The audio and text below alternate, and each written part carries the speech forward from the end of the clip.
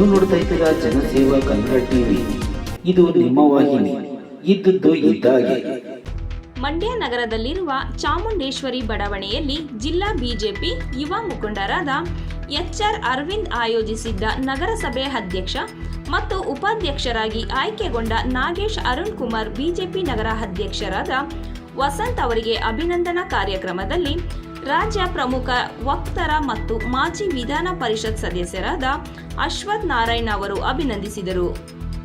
ಬಳಿಕ ಮಾತನಾಡಿದ ಮಾಜಿ ಶಾಸಕರಾದ ಅಶ್ವಥ್ ನಾರಾಯಣ್ ರವರು, ಈಗ ನಗರಸಭೆಯಲ್ಲಿ NDA ಮೈತ್ರಿ ಆಡಳಿತ ಅಧಿಕಾರಕ್ಕೆ ಬಂದಿದೆ.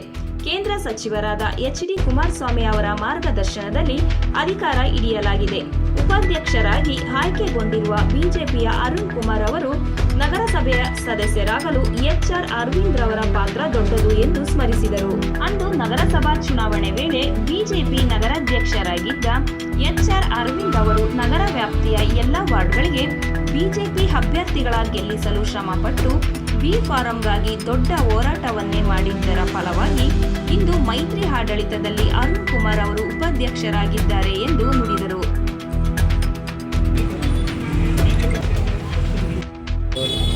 ಮೊನ್ನೆ ನಡೆದಂಥ ಮಂಡ್ಯ ನಗರಸಭೆ ಚುನಾವಣೆಯಲ್ಲಿ NDA ಮೈತ್ರಿಕೂಟದ ಅಭ್ಯರ್ಥಿಗಳು JDS ಮತ್ತು ಬಿಜೆಪಿಯ ಅಭ್ಯರ್ಥಿಗಳು ಮಂಡ್ಯ ನಗರಸಭೆಗೆ ಆಯ್ಕೆಯಾಗಿದ್ದಾರೆ. ವಿಶೇಷವಾಗಿ JDSನ ಅಧ್ಯಕ್ಷರಾಗಿ ಬಿಜೆಪಿಯ ಉಪಾಧ್ಯಕ್ಷರು ಅವಕಾಶಗಳು ಮಾಡಿಕೊಟ್ಟಿದ್ದಾರೆ.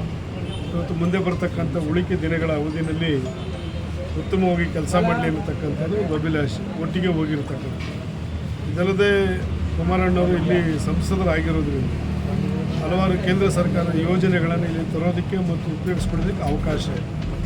ಆ ನಿಟ್ಟಿನಲ್ಲಿ ಮಾನ್ಯ ಶ್ರೀ ಕುಮಾರಸ್ವಾಮಿ ಅವರು ವಿಶೇಷವಾದಂಥ ಗಮನವನ್ನು ಹರಿಸಿ ಅದು CR ಫಂಡ್ ಬಗ್ಗೆ ಆಗ್ಬೋದು, ಅಮೃತ್ ಯೋಜನೆ ಆಗ್ಬೋದು, ಬೇರೆ ಬೇರೆ ನಿರ್ಭಯ ಫಂಡಿನ ಬಗ್ಗೆ ಆಗ್ಬೋದು, ಈ ರೀತಿ ಕೆಲವು ಪ್ರಾವಿಷನ್ಸ್ ಇದೆ ಕೊಡೋದಕ್ಕೆ. ವಿಶೇಷವಾಗಿ ಮಂಡ್ಯ ನಗರಸಭೆಯ ಸರೌಂಡಿಂಗ್ಸಲ್ಲಿ ಕೆರೆಗಳು ಸಾಕಷ್ಟಿದೆ. ಅದು ಲೇಕ್ ಡೆವಲಪ್ಮೆಂಟ್ ಅಥಾರಿಟಿ ಮತ್ತು ಇದನ್ನು ಸಹ ದುಡ್ಡು ತಗೊಳ್ಳಿಕ್ಕೆ ಪ್ರಾವಿಷನ್ ಇದೆ. ಆ ನಿಟ್ಟಿನಲ್ಲಿ ರಾಜ್ಯ ಸರ್ಕಾರ ಮತ್ತು ಕೇಂದ್ರ ಸರ್ಕಾರ ಸಹಯೋಗದಿಂದ ಮಂಡ್ಯನ ಅಭಿವೃದ್ಧಿ ಮಾಡೋ ದೃಷ್ಟಿಯಲ್ಲಿ NDA ಅಭ್ಯರ್ಥಿಗಳೇನಿದೆ ಆಯ್ಕೆ ಆಗಿದ್ದಾರೆ. ಮುಂದಿನ ದಿನಗಳಲ್ಲಿ ಅದಕ್ಕೆ ಪೂರಕವಾಗಿ ಭಾಳ ಶ್ರದ್ಧೆಯಿಂದ ಯಶಸ್ವಿಯಾಗಿ ಕೆಲಸ ಮಾಡಬೇಕು ವಿಶ್ವಾಸ. ಆಯ್ಕೆಯಾಗಿರ್ತಕ್ಕಂಥ ಅಧ್ಯಕ್ಷರಿಗೆ ಮತ್ತು ಉಪಾಧ್ಯಕ್ಷರಿಗೆ ಒಂದು ಶುಭಾಶಯ ಕೊಡೋಣ ಅಂತೇಳಿ ನಮ್ಮ ಮಂಡ್ಯ ಭಾಗದ ವತಿಯಿಂದ ಬಂದಿದೆ. ನಾನು ಚಾಮರಾಜನಗರ ಇವತ್ತು ನಗರಸಭೆ ಅಧ್ಯಕ್ಷರು ಮತ್ತು ಉಪಾಧ್ಯಕ್ಷರು ಚುನಾವಣೆ ಇತ್ತು. ಅಲ್ಲೂ ಸಹ ಬಿಜೆಪಿಯ 2 ಅಭ್ಯರ್ಥಿಗಳು ಅಲ್ಲಿ ನೇರವಾಗಿ ಮುಂದೆ ಬಿಜೆಪಿ ಮತ್ತು ಕಾಂಗ್ರೆಸ್ ಇದ್ದು SDPI ಬೆಂಬಲಿತದಲ್ಲಿ ಬಿಜೆಪಿ 15 ಓಟು, ಕಾಂಗ್ರೆಸ್ 14 ಬಿಜೆಪಿ ಮೇಲುಗೈ ಸಾಧಿಸಿದೆ. ಅಲ್ಲೂ ಸಹ ಉತ್ತಮವಾಗಿ ಕೆಲಸ ಮಾಡೋಕ್ಕೆ ಅವಕಾಶವನ್ನು ಜನ ಮಾಡ್ತಿದ್ರು. ಆ ನಿಟ್ಟಿನಲ್ಲಿ ಅಲ್ಲೂ ಸಹ ಇದೇ ರೀತಿ ಪೂರ್ಣ ಕೆಲಸ ಮಾಡಲಿಕ್ಕೆ ಸ್ಪಂದಿಸ್ತಿರತಕ್ಕಂಥದ್ದು. ಮತ್ತು ಮಂಡ್ಯದಲ್ಲಿ ಇವರು ಅವಧಿನಲ್ಲಿ ಸಂಪೂರ್ಣವಾಗಿ ಅಭಿವೃದ್ಧಿ ದೃಷ್ಟಿಯಿಂದ ಅವಕಾಶಗಳನ್ನು ಮಾಡಿಕೊಡ್ತಾರೆ. ಅದಕ್ಕೆ ಶ್ರಮಿಸಿ ಕೆಲಸ ಮಾಡಬೇಕಂತ ವಿಶ್ವಾಸದಿಂದ ನಾನು ಅವರಿಗೆ ಶುಭಾಶಯನ ಕೊಡಲಿಕ್ಕೆ. ಸಿದ್ದರಾಮಯ್ಯವರು ಒಂದು ಸುಳ್ಳನ್ನು ಹೇಳಿದರು, ಹಸಿ ಸುಳ್ಳು ಹೇಳಿದರೆ ಕರ್ನಾಟಕ ರಾಜ್ಯಕ್ಕೆ 68 ಕೋಟಿ ದುಡ್ಡು ನಮಗೆ ನಷ್ಟ ಆಗಿದೆ, ಬರಬೇಕಾಗಿತ್ತು ಅಂತ ಹೇಳ್ತಾರೆ. ಇವತ್ತು ಮಂಗಳೂರು ಆಗ್ಬೋದು, ಬೆಂಗಳೂರು ಆಗ್ಬೋದು, ಮೈಸೂರು ಆಗ್ಬೋದು, ಕೆಲವು ಭಾಗದಲ್ಲಿ ಇನ್ನೂ ಸಹ ಮಹಾನಗರ ಪಾಲಿಕೆಗಳು ಚುನಾವಣೆ ಆಗಿಲ್ಲ. ಸ್ಥಳೀಯ ಸಂಸ್ಥೆ ಜಿಲ್ಲಾ ಪಂಚಾಯತಿ ಮತ್ತು ತಾಲೂಕು ಪಂಚಾಯತಿ ಚುನಾವಣೆ ಆಗಿದೆ. ರಾಜೀವ್ ಗಾಂಧಿ ಜಾರಿಗೆ ತಂದ 74 ಅಮೆಂಡ್ಮೆಂಟ್ ಪ್ರಕಾರ ಸ್ಥಳೀಯ ಸಂಸ್ಥೆಗಳಲ್ಲಿ ಸ್ಥಳೀಯ ಚುನಾಯಿತ ಪ್ರತಿನಿಧಿಗಳು ಇಲ್ಲ ಅಂತ ಹೇಳಿದರೆ ಕೇಂದ್ರ ಸರ್ಕಾರದ ಕೆಲವು ಫಂಡ್ ಬರೋದಿಲ್ಲ. ಅದು ಸಿದ್ದರಾಮಯ್ಯವ್ರಿಗೂ ಗೊತ್ತಿದ್ದು ಸುಮ್ಮನೆ ನಮ್ಮ 58,000 ಕೊಡಬೇಕು, 68,000 ಕೊಡಬೇಕು, ಕೇಂದ್ರ ಸರ್ಕಾರ ಕೊಟ್ಟಿರೋದ್ರಿಂದ ಸುಳ್ಳನ್ನೇ ಹೇಳ್ತಾರೆ.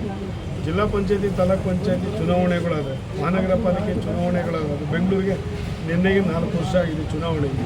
ಸಾವಿರಾರು ಕೋಟಿ ಅನುದಾನ ಬರಬೇಕು. ಚುನಾಯಿತ ಪ್ರತಿನಿಧಿಗಳು ಇಲ್ಲದೇ ಕೇಂದ್ರ ಸರ್ಕಾರ ಹಣ ಬಿಡುಗಡೆ ಮಾಡಲ್ಲ. ಇದು ಗೊತ್ತಿರುವಂಥ ವಿಚಾರ. ಸುಮ್ಮನೆ ಕೇಂದ್ರ ಸರ್ಕಾರದ ಮೇಲೆ ಕೂಗಬೇಕು ಸ್ವಲ್ಪ ಸರಿಯಲ್ಲ. ಮುಂದೆ ಬರ್ತಕ್ಕಂಥ ನಮ್ಮ ಈ ಜಿಲ್ಲಾ ಪಂಚಾಯತಿ ತಾಲೂಕು ಪಂಚಾಯತಿ ಚುನಾವಣೆ ಯಾವುದೇ ಚುನಾವಣೆಗಳು ಇದೇ ರೀತಿ NDA ನೇತೃತ್ವದಲ್ಲಿ JDS ಮತ್ತು ಬಿಜೆಪಿ ಒಟ್ಟಿಗೆ ಚುನಾವಣೆಯನ್ನು ಎದುರಿಸಿ ಕಾಂಗ್ರೆಸ್ ವಿರುದ್ಧವಾಗಿ ನಾವು ವಿಶ್ವಾಸದಲ್ಲಿ ಜನ ಗಳಿಸ್ತೀವಿ ಅನ್ನತಕ್ಕಂಥ ವಿಶ್ವಾಸ ಮಾತನಾಡಲಿಕ್ಕೆ ಇಚ್ಛೆಪಡ್ತೀವಿ. ಸಬ್ಸ್ಕ್ರೈಬ್ ಬಟನ್ ಮೇಲೆ ಕ್ಲಿಕ್ ಮಾಡಿ ಹಾಗೂ ನಮ್ಮ ಹೊಸ ವಿಡಿಯೋ ನೋಟಿಫಿಕೇಷನ್ಗೋಸ್ಕರ ಪಕ್ಕದಲ್ಲಿ ಕಾಣುವ ಬೆಲ್ ಬಟನ್ ಮೇಲೆ ಕ್ಲಿಕ್ ಮಾಡಿ ಹಾಗೂ ಲೈಕ್ ಮಾಡಿ, ಶೇರ್ ಮಾಡಿ, ಕಮೆಂಟ್ ಮಾಡಿ.